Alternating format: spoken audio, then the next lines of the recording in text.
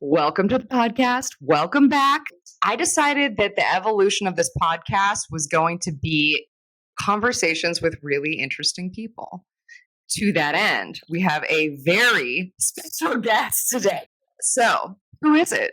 It is Miss Melanee Young Taylor. All right. Who is Melanee Young Taylor, or as most people know her, Mel? So, Mel is an award-winning producer. She is a fourth-generation Californian. She is a diehard 49ers fan. I know this because I've seen it. A staunch human rights activist, a dedicated environmental advocate, a friend, a wife, and to top it off, cherry on top, a soon-to-be mom. Woo! So here's the quick top liner on Mel. After a 14-year freelance career in the entertainment industry, Mel switched to a full-time career with the climate tech company called Persephone, where for the last 2 years, she has worked as the head of production, and she absolutely loves what she does. She works with the creative team from project ideation through budgeting, live production, through post-production, and distribution. She is essentially the mom of the team, basically, ensuring that nobody gets arrested or dehydrated or anything else while filming on the road.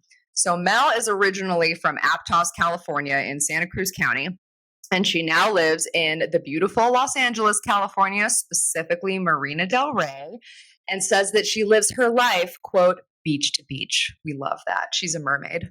So while saying that her most significant lifetime achievement is actually just around the corner, with her becoming a mom this winter, she is most proud of the work that she and her River Street production colleagues did with Disney's Make Your Mark campaign. So that team was fortunate enough to win a daytime Emmy for an anti-bullying PSA that they produced in 2013. And Mel says that she would pursue the coveted EGOT right over there with John Legend, but alas, not so much of a singer. That's okay. We can't kill it at everything. Mel has some incredible strengths. So instead, she's chosen to fight climate change, which is far more rewarding, as she says. Welcome, Mel. Thank you.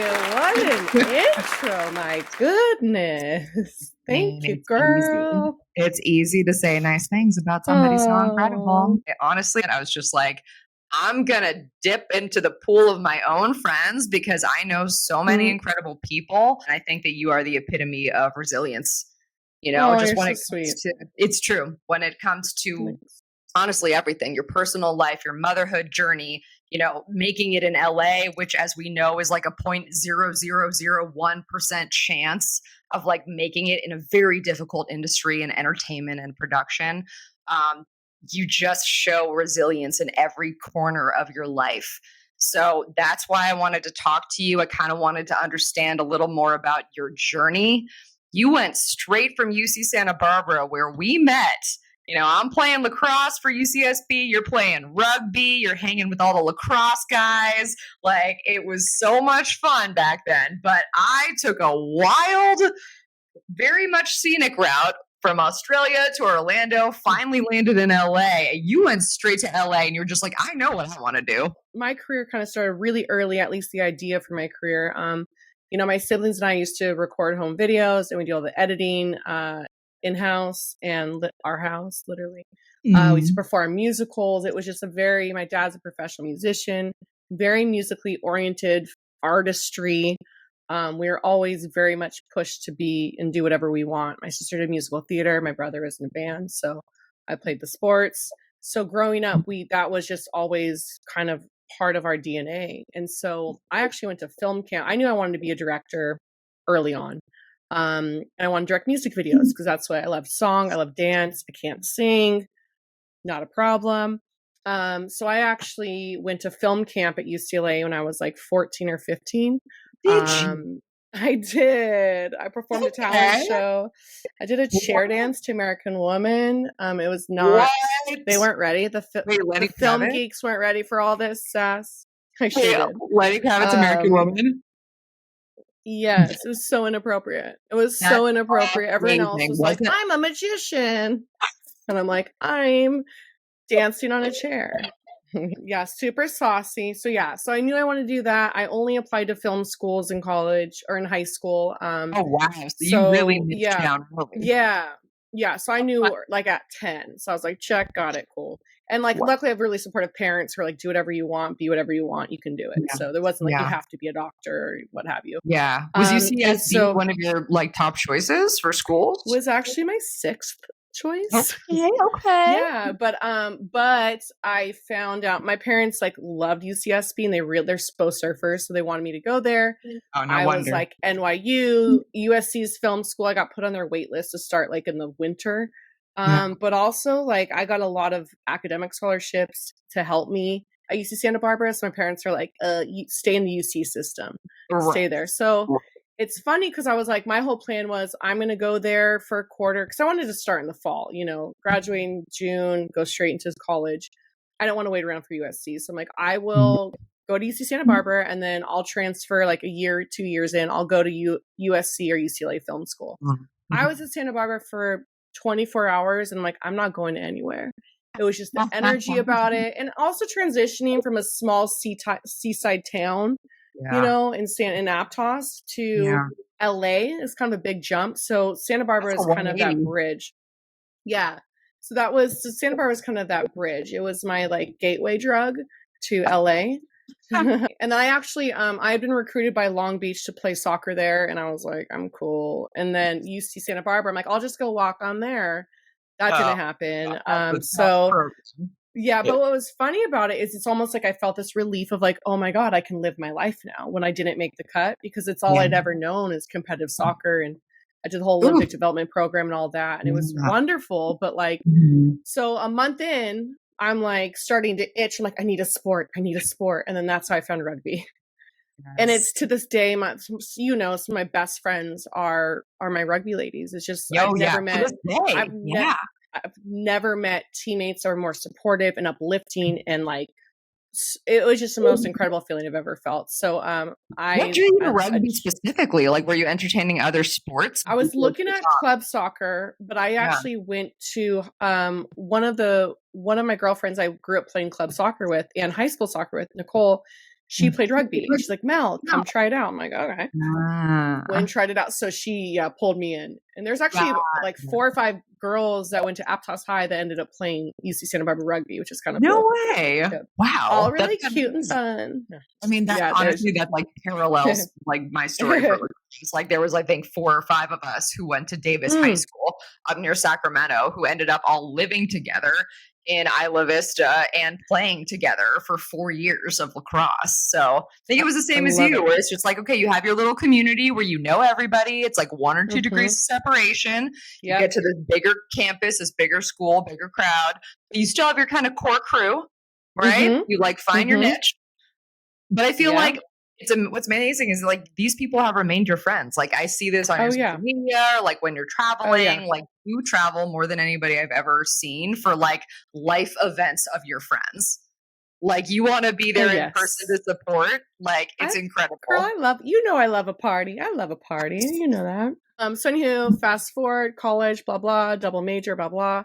Graduated on a Saturday, moved to LA on a Sunday, started work on a Monday. And girl, you know that. So what I did, this is how I started. I knew I wanted to be a music video director. And I was Fatima Robinson, who's an incredible choreographer. She came to Santa Barbara and had a lecture. And I went and listened and she spoke to me. And one of the questions I asked was, how are music videos produced? Like who produces them? And she said, there's specific production companies. And because I know of film production companies, TV production companies, I didn't know specific ones did short format. So did commercials, promos, interstitials, music videos. I go, huh. So then what I did is I went home and I started Googling all my favorite music video directors to see what production companies they were tied to. And then I went to that production company website and I just started emailing everyone on the list. And no one got back to me. Except for one person. That's not the hero's journey. Right. Can't be easy. So Gina, God bless her, she from FM Rocks hit me back, was like, yeah, come check us out. Da, da, da. The production company happened to be a mile from where my grandma lived in Santa Monica. There are no coincidences. No. So I went there and she's like, when do you want to start? And so I started my internship there. Yeah, I already on the summer of my junior year.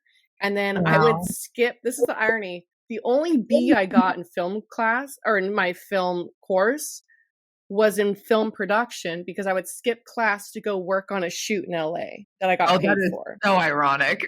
Yeah, isn't that hilarious? Like life experience over classroom experience. 100. I come back with all crafty and all the goodies, and I was getting paid. That was the class you had to miss. Exactly, 100%. It was all it was like on a Friday, and I was always doing shoots on like Friday, Saturdays. So you're like, seeing as how like the A that I would get in this class would just be to get me this type of opportunity, and I already have it. Like logic. Sometimes you just gotta go where the money is, you know. Yeah, and it was also like you already got the goal. Like you don't need the means to the end. You got the end. No. And they'd say like it's who you know, not what you know, right? In our business. And so truly like that's what I was doing. I was connecting and making, you know, these great connections. What would you say, like how many people were like, nah, no thanks before you got that yes? Realistically, probably like 25, 30.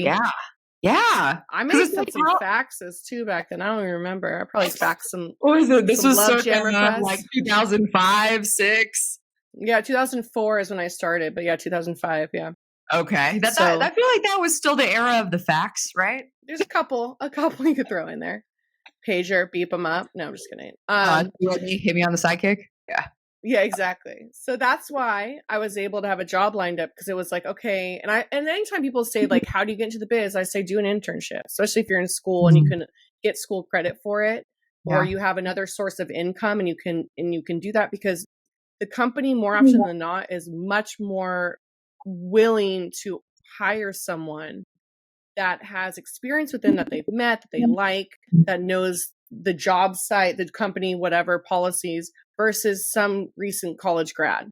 Like you can be coming from Harvard, but if you like, you know, Santa Monica City College and you're working your butt off, they see that like you're going to probably get hired. You do like basically a dry run, if you will. Yeah. And then by the time you're ready to graduate, they got a job lined up for you. What did they have you doing as an intern?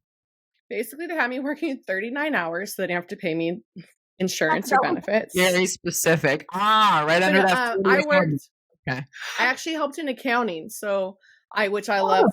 You know, I love budgeting. Yeah, I remember when you were a production manager doing those budgets, man. Yeah. So I worked in accounting, and I still went and got lunch for people. But then they'd be like, "Hey, Mel, do you want to work on set?" And they just put me on as like talent PA. So I used to work with a lot of celebrities and make sure that their writers, which is like the list of, even as an intern, and I got paid my stipend, and it was great. I got school credit, I got paid, I got to eat, I got to meet celebrities. So they knew when you were graduating, and they were just like, "Hey, you're moving to LA, right? Like, do you want to work for us?" Was it just that easy? It was. Yep, it was that easy. It was like a really easy transition.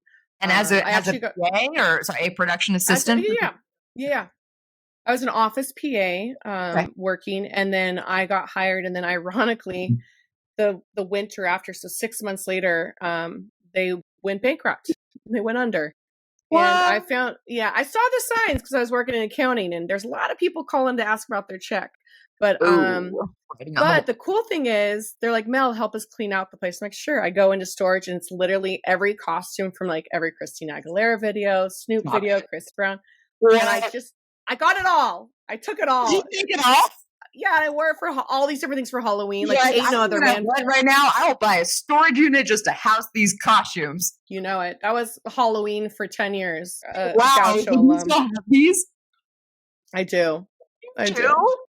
My mind is going straight to Katherine Heigl in like 27 dresses, like a closet full of just like it's a trunk. Overloading. It's a trunk? Yeah. Oh my God, that's a trunk. How did I never know this? But the connections I made while I was there, because there's all these freelancers. And so I just reached out to coordinators, PMs, production managers. I said, "Hey, FM Rocks is gone. Do you have any work for me?" And then I got hired as a set PA or a talent PA. And that's how I started it, my hustle, kind of freelancing, and just worked my way up from PA to assistant coordinator to coordinator to production manager to line producer.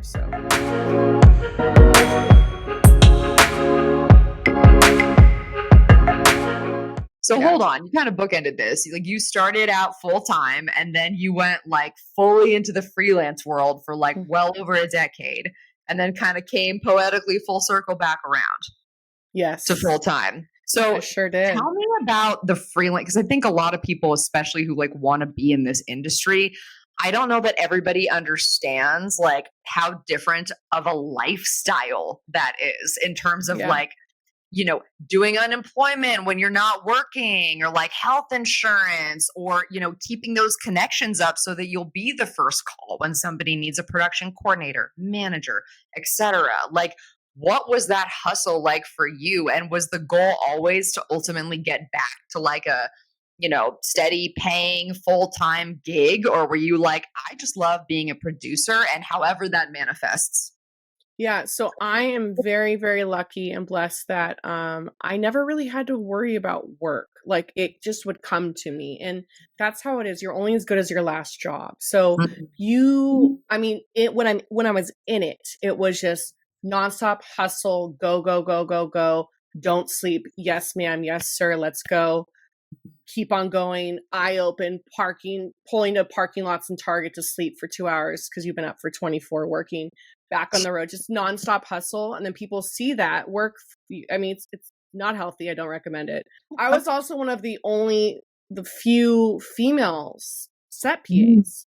And so, really? And so they'd always put me with talent because, you know, women, we have a better touch sometimes.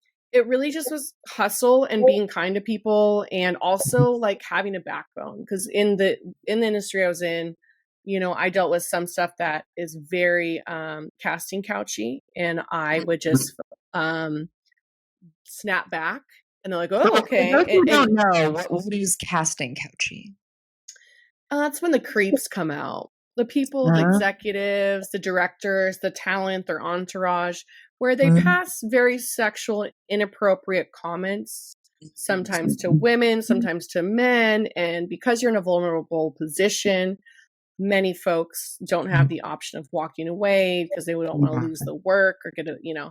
So anywho, I have a little bit of a mouth on me. So I was lucky enough that like I was able, not every time, but like, you know, to speak up, and it's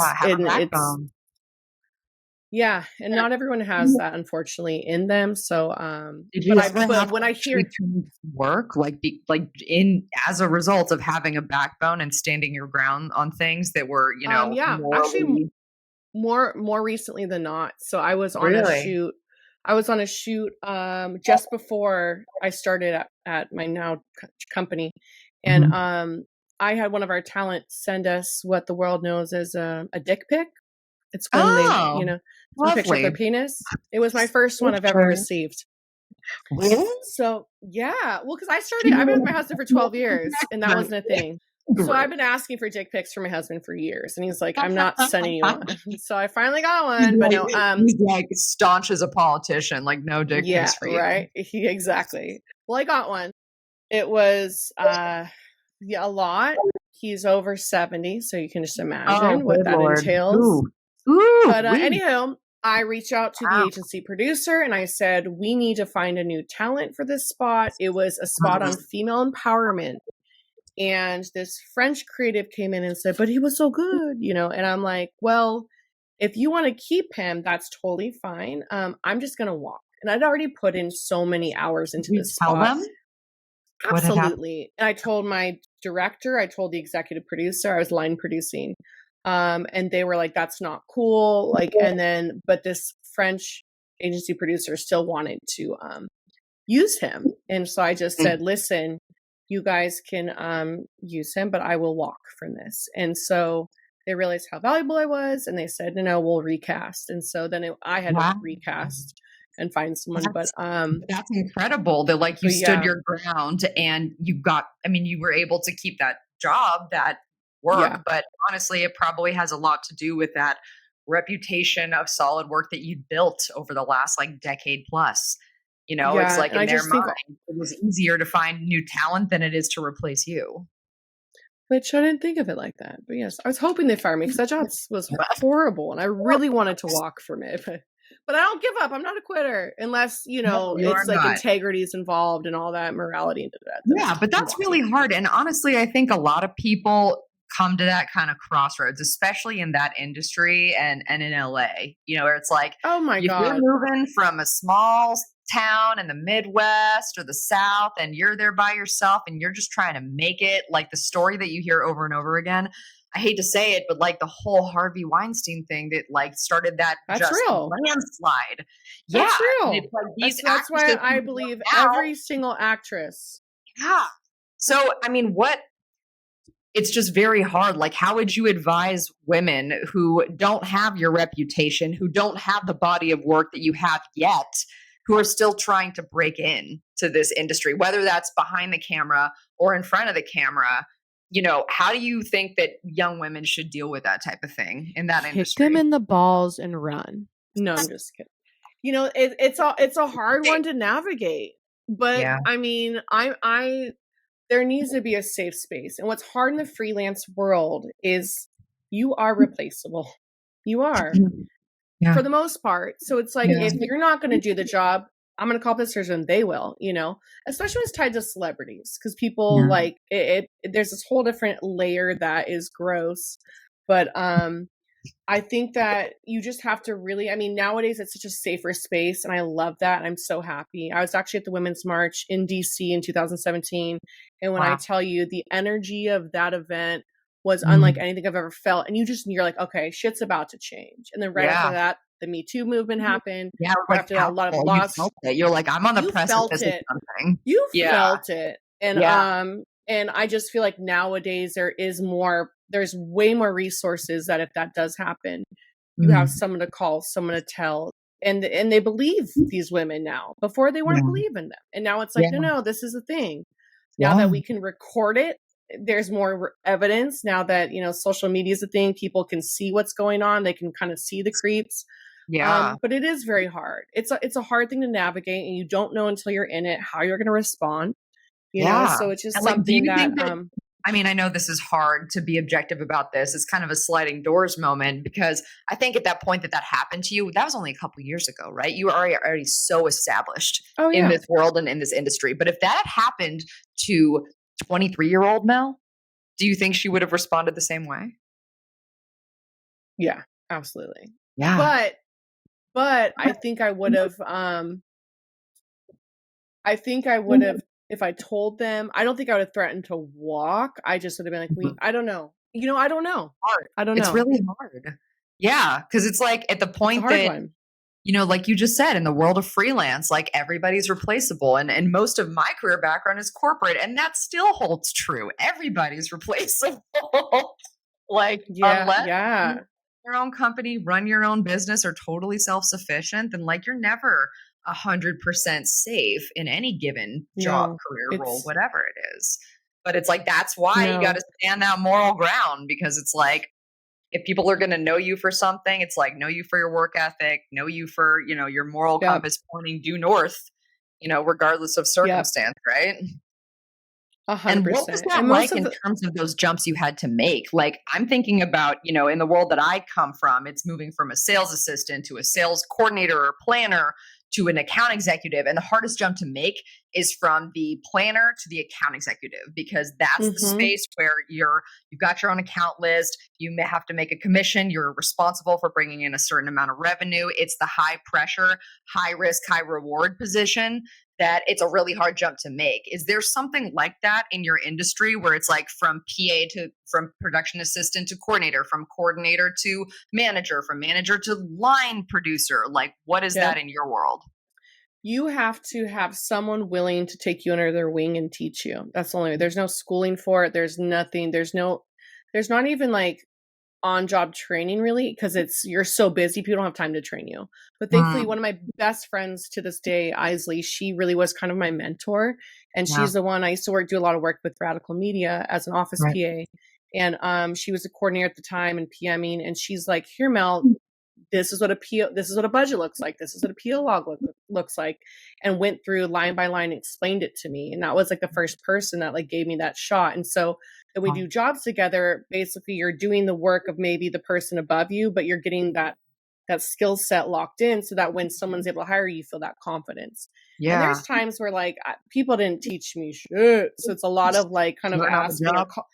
Yeah, exactly. But what's great is like you have a nice resource in the industry of different coordinators, PMs, producers who you've worked with before, different levels. You may be higher than them now. You may be at the same level, guys, however it may be, but you can always reach. You're like, hey, quick question. Do you know the scale rates for oh yeah, let me send you a form. Like freelancers are very, very willing to help other people out. I mean, that's really kind of cool because in my mind, it's like a frenemy thing where it's like, if you guys are up for the same type of jobs, then I'm trying to help you. No? It's not, because what's funny is a lot of producers are tied to certain directors, which are tied to certain companies. So like if you have your go-to directors, unless you really, really screw up, they're going to keep hiring you. And so like, I'm not a threat to that person's, to that director, because I'm not the go-to.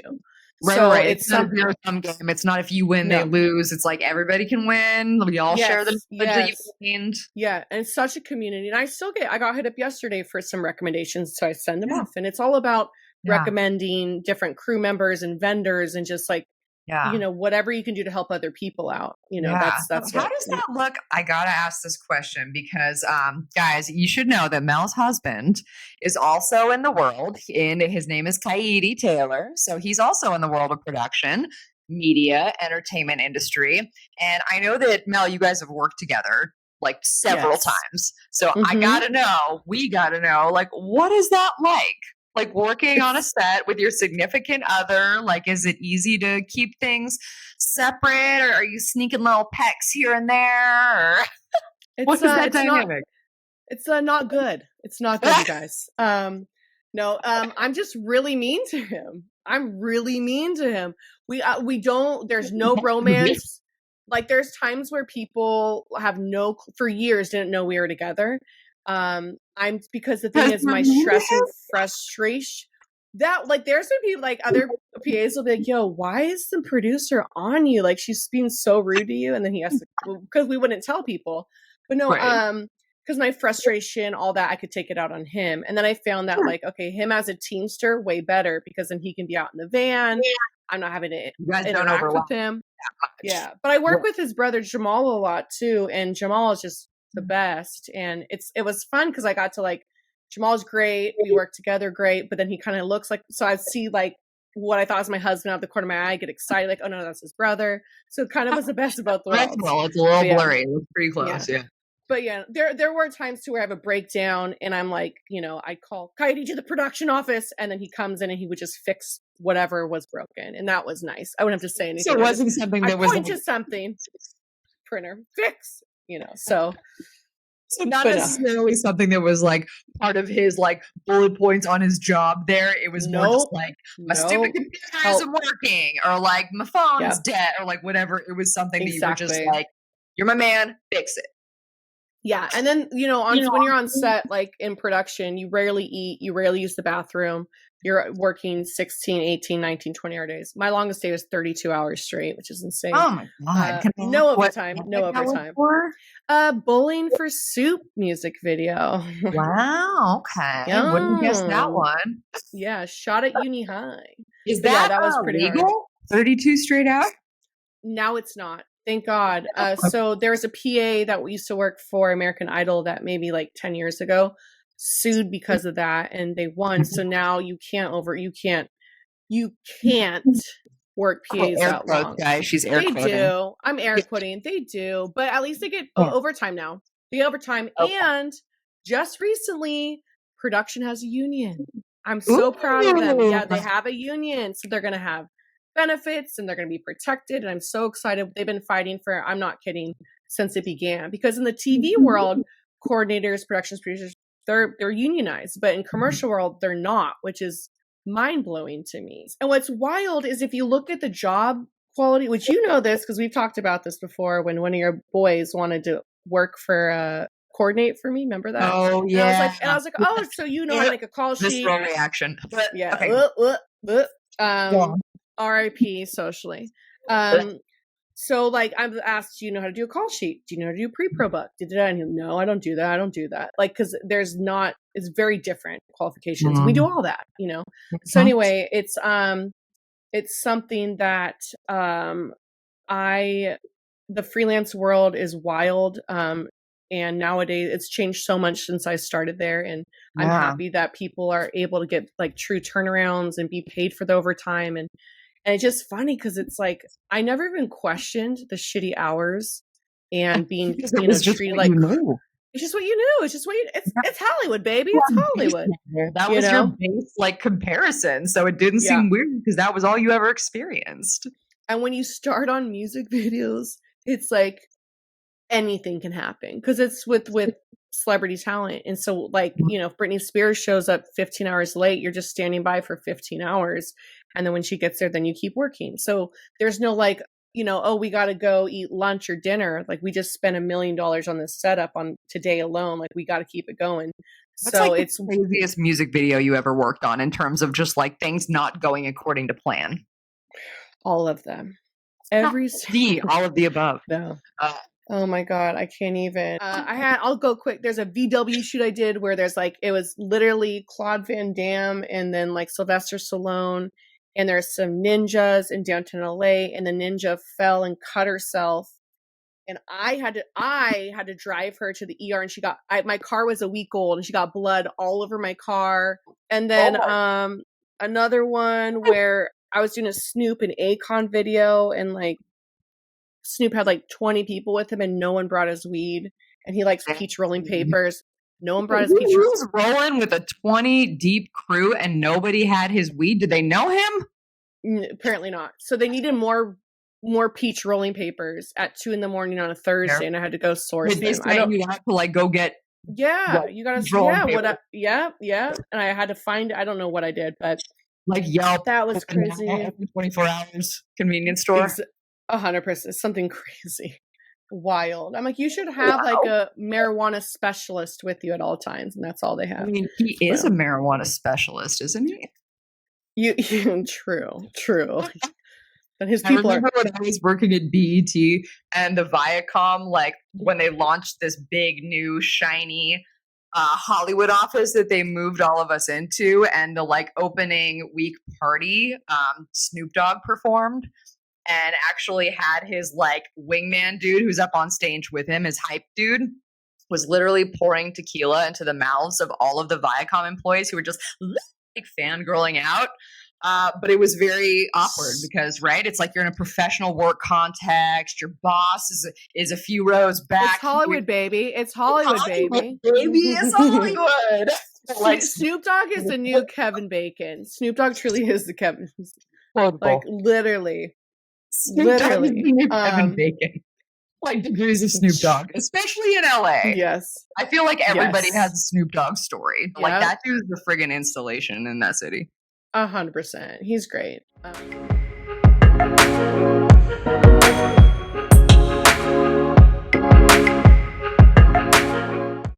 sounds like you've been on some crazy jobs. I have been freelance, and now you've settled into this world of like 9 to 5ism. You have depends. Benefits. Yes. You know what's funny about the health benefits? People always say that, but like I got my own health benefits. Like I was able to get them through Blue Shield, like as an individual plan, and and also knowing you're getting a paycheck every 2 weeks, not like, hey Susie, where's my money, girl? Or like like frantically hitting up production offices trying to track down your funds, like you're very good at, getting what you need. I feel like you probably dropped off cupcakes with Susie before you asked about that. I have. I have. Baked goods go so far with people. You are the queen of baked goods. Yeah, exactly. Throw a little sugar in there, literally. Literally. So yeah, it's what is that like? To go from freelancing to, we're going to break that.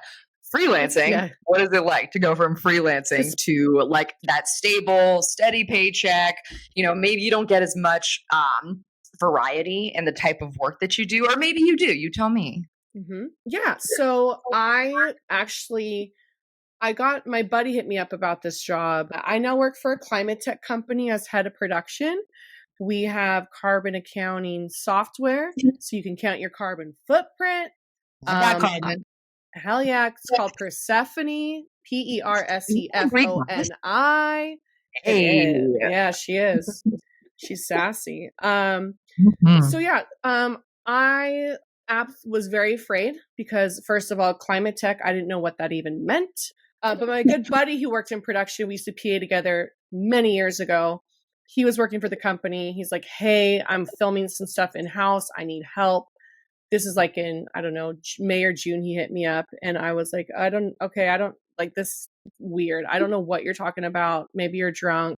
Call me later. He was not drunk. He just like, this was all so foreign to me. I couldn't process it. And then he kept trying and trying. He's like, no, promise you, come. And then I was like, you know what? Screw it. Worst case is I hate it and I go back to freelance. You know, I think the hardest part is telling. I have 2 directors I work with at River Street Productions, and I had to tell them, like, you know, after 10 years of working together, like, I'm out. And that was, you know, because we're like a little family. That was really hard. Yeah. River Street did a lot of pro-social promos and PSAs. And for me, I always found my heart was always more attached to those. So we did stuff for Foster More. A lot of the Disney stuff, make your mark. Exactly. Non-prop beach cleanups, park cleanups, like foster care. Like it was bullying. It was, which, by the way, my dad used to tell people is the Emmy is for anti-bullying. Like I didn't like to bowl, bowl.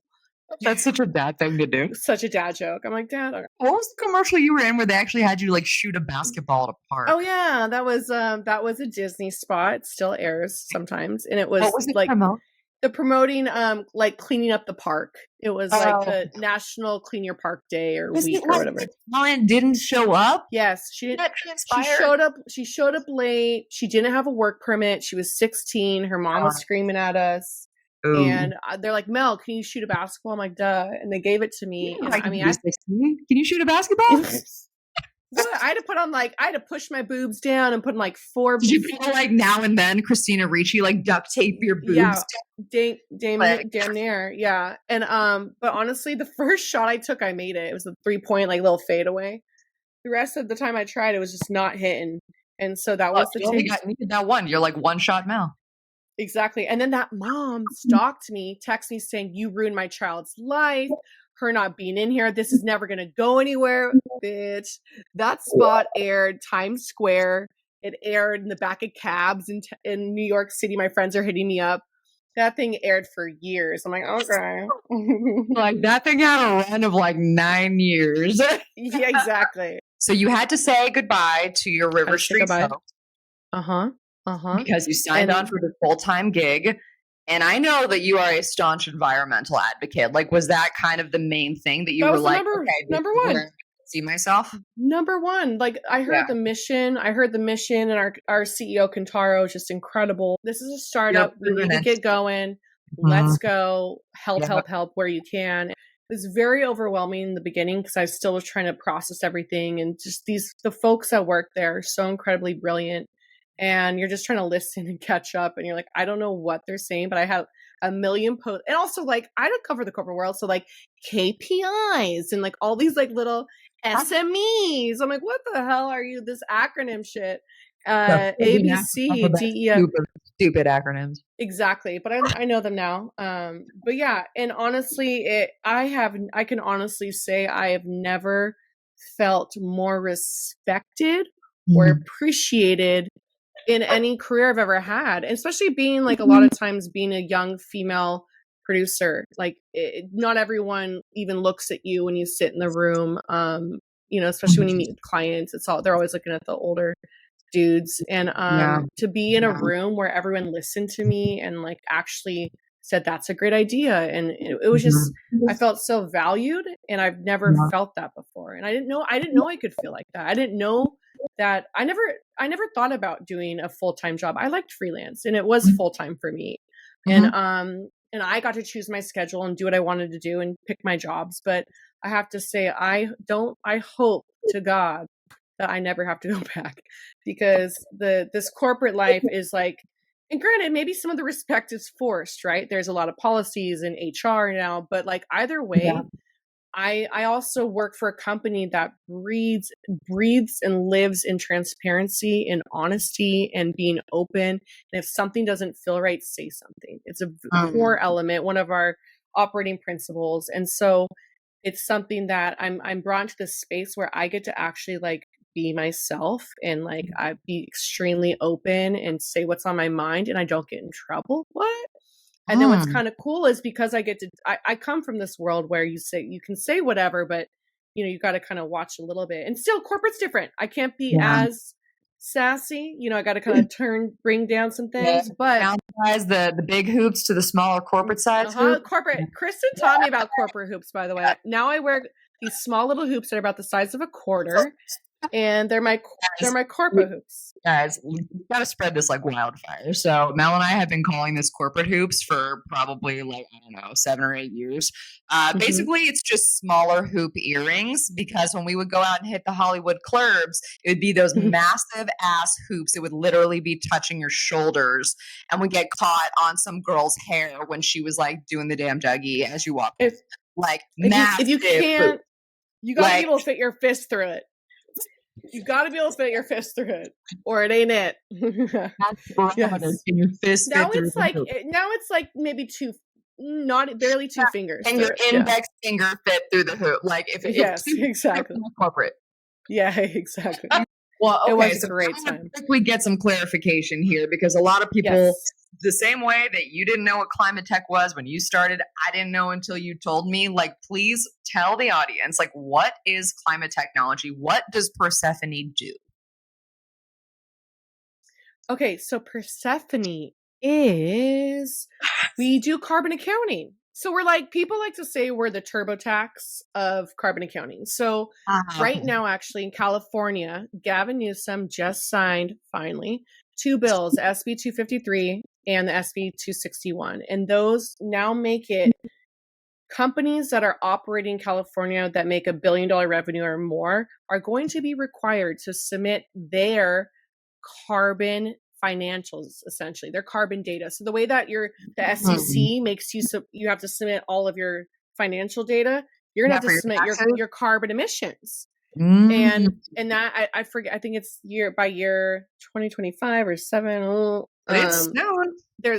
But either way, it's going to be required by law, whether you're private or public in company. California, like a state in California, level. Okay. And the SEC is creeping up. They're going to probably do the same thing for the rest of the country. So you think this might be federal soon?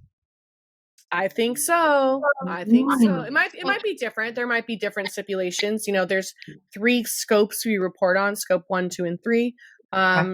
They're always a little iffy about scope 3, because that's once it hits the consumer's hands, what happens to that product after that.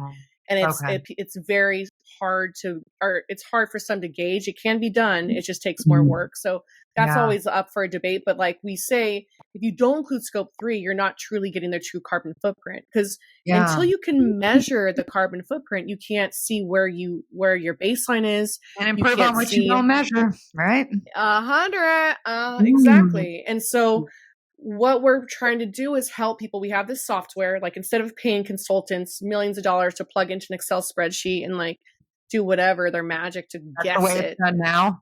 Exactly, that's the way it's done. We have a bunch of data set points that you can different together. It's very questionable. And now we have thousands of data points that we can pull from, and then we can give you accurate that can then be reported back to the proper people.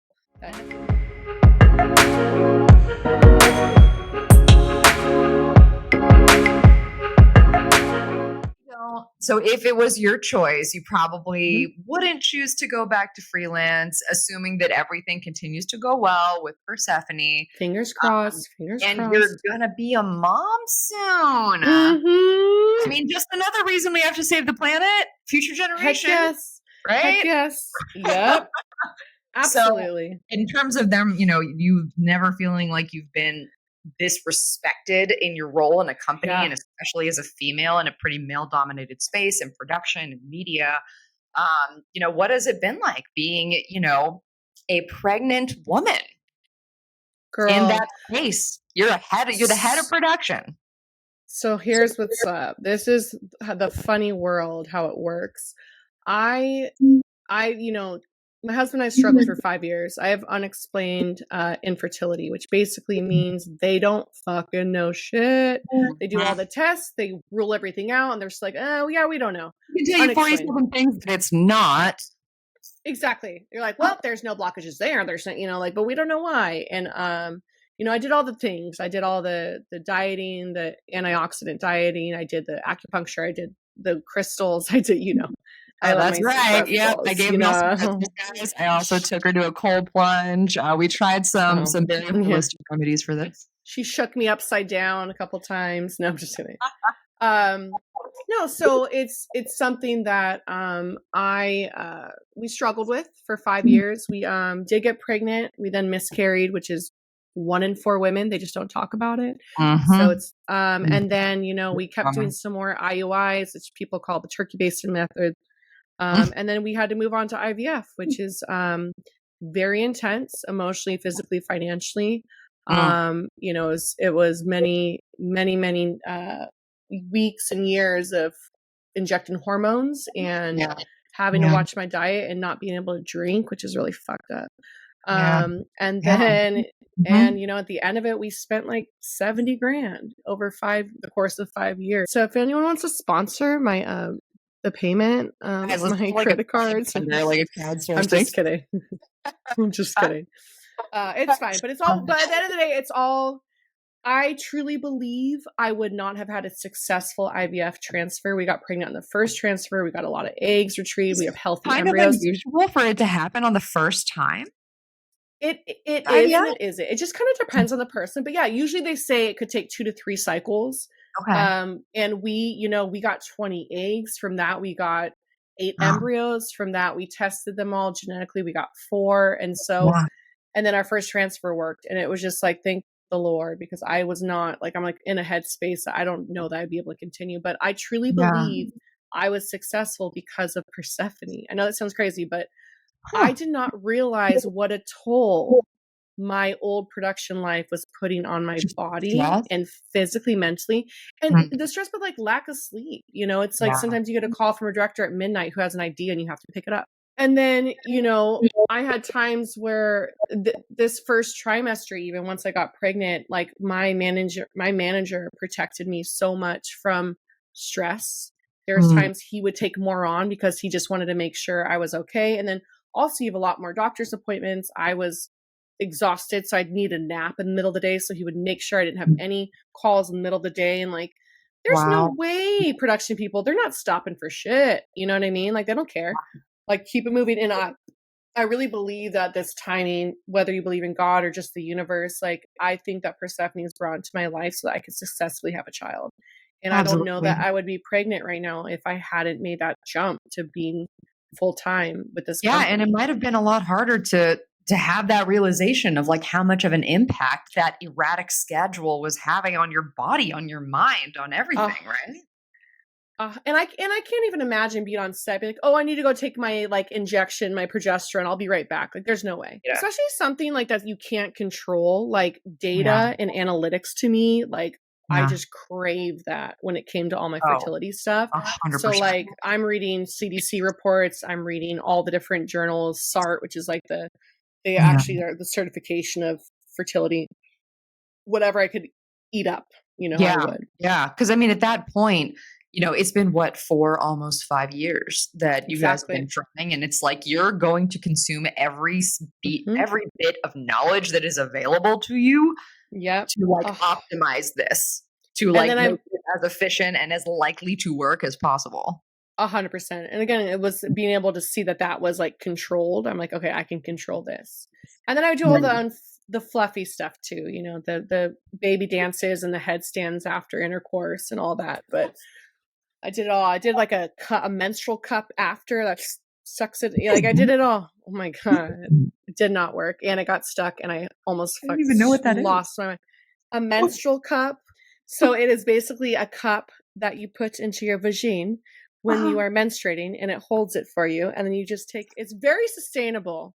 but Okay. like disgusting. For me, like So it just if holds you all the blood travel in there and yep, then and you take it out and it looks like your hand looks like you just murdered someone, and then you wash it off in the sink, and then you like put it back in and go on your day. So they say that after you know, your partner finishes the deed, you put it in because it keeps the sperm from swimming straight towards the right way, and then you know you should get pregnant. But then I did it, and so then I you went in the put blockade in there, like yes. those little spermies Did not in there. work for me. Did not work for me. And then it got stuck, and I Oh my god! literally panicked. Did And I Katie tried to get my. I tried to get my. on you? Or? You know, I tried to get him to fish it on. He goes, "You're gonna have to figure that out. You're not being patient. Relax. You're tensing up. That's probably right." And So he was my coach. He's like, "Relax. Stop tensing. Hook it out. Breathing." But I have not put my hand in there. That's all you. You know exactly. He's like, "Oh, I'm not doing this." So we're gonna wrap things up here because we have taken a lot of Miss Melanie's time.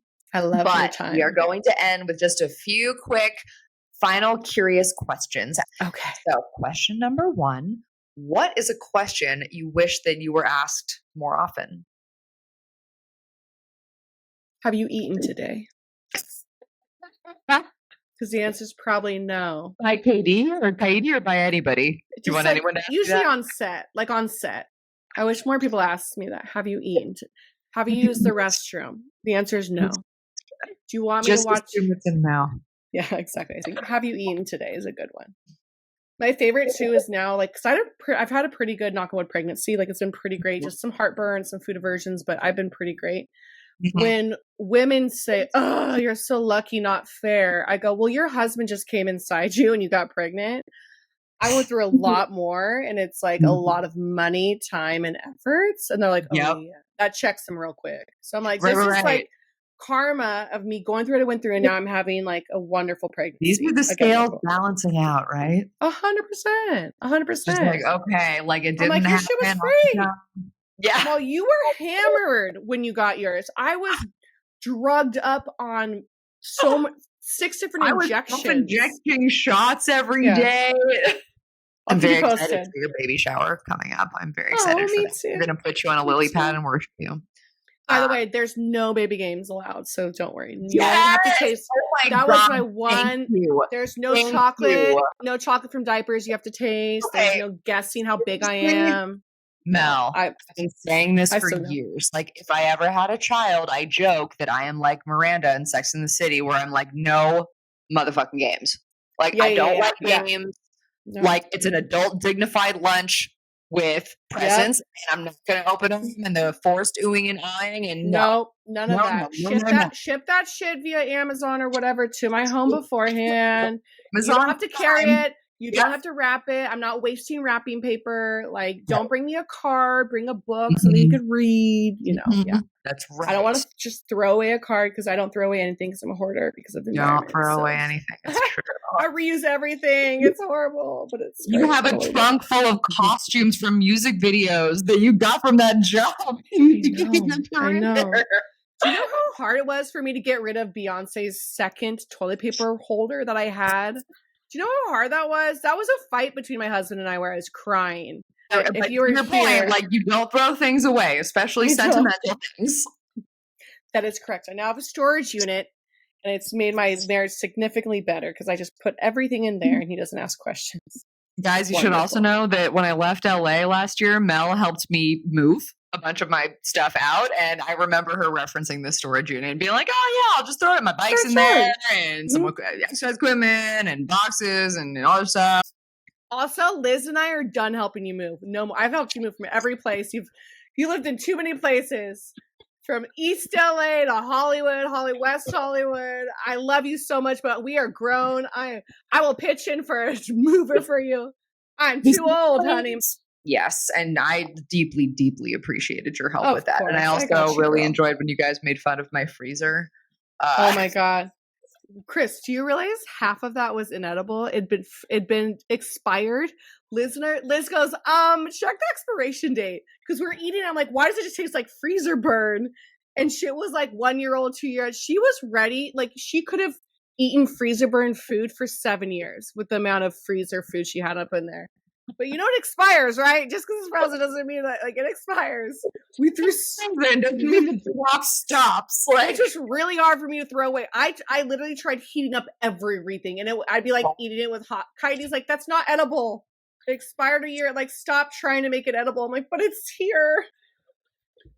Guys, I kind of, in that regard, when it comes to food, I live like a bit of an off the grid survivalist hoarder. Yes, Like, yes. You need to get that space food that really doesn't expire. That's what you need. oh my God. Yeah. I know, it's so gross. In terms of lack of expiration, yes. In terms of taste, no. it's like for the people in your life that do know you, what's something about you that would still surprise them? Ooh, that's a really good question. That I'm afraid of cotton balls. Irrational fear. It's an actual fear. No, it's an actual thing. You can Google it. It's a legit phobia. Like the sound of them, the feel of them, the look of them. My mom has the same fear too. I didn't know that until like later in life. But like I don't. Yeah, I don't do. I don't know if you ever noticed that my Q-tips always have wood or plastic in the middle. I don't have like regular. I don't have like cotton balls or cotton pads. I always just use like. I have never noticed that, and now you know me. I will never not notice it again. Oh yeah, my sister would like to take cotton balls and like put it on my shoulder, and I flip like with anytime like the fear I get when I in control. Like, what if you like go to a Christmas festivities and it's like Santa Clauses where the snow is cotton balls. So I as long as I'm not touching it for the most part. Okay, you can it's like a nails on a chalk. I can kind of look at it, but it's like I can't. The idea of touching it, I get goosebumps. So like anytime I'd go buy like Advil or Tylenol, I'd feel like a lot of anxiety. Knowing there's a side. Katie, never get it. Is this your version of like my man needs to kill the spiders in our place? Yep. Like Katie, ibuprofen bottle. So I take care of spiders in our house. I don't kill them. I take them outside, but still, I can deal with the spiders. But it's the he deals with the cotton balls. Yeah.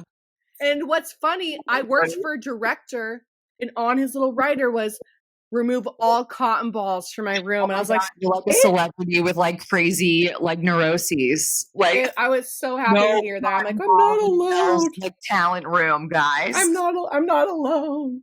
Only red M&Ms and no cotton balls. Exactly. Yeah. We have loved having you here on the podcast. Also, guys, you should know that Mel was like my first friend in LA who like taught me the ropes. Like, show up in LA, like been working in Orlando at the Golf Channel for 2 years, move home to California. Where's the first place Mel takes me? To a freaking party at Jamie Foxx's house. No big deal. Denzel was there. No big deal. It's whatever. I might have dated a former NBA player who was there following that for a few months, but and I might have hit on a LAPD, and then we went on a date, and I broke up with him because we weren't compatible. And then you met Kaidi like a few months later. Exactly. Written in the freaking stars. All right. Well, thank you again. Yes. And this is what we need to know. Where can we find you on social, online? Okay. So I am on Instagram at film my niners, FILM my niners. But like that's NINES, not the number 9. Yep, exactly, for the 49ers. But also, I'm on LinkedIn, Melanee Young Taylor, working my Persephone roots. And I can urge you again, just check out Persephone.com, PERSEF as in Frank, ONI.com. Just check out what we do. You'll see a couple videos on that first homepage, and that's what I produced, and I love it. Amazing. Thank you so much. Thank you for taking the time. Thank you, amazing friend. And everybody out there, go hit up Mel. Go follow her on Instagram. Check out Persephone. Subscribe to the podcast. Leave us a comment. Share this with your friends. Anyone who's like struggling in LA trying to make it, you've got some inspo right here in front of you. So thank you again. Don't give up. Don't give up. Don't give up on your daydream. Exactly.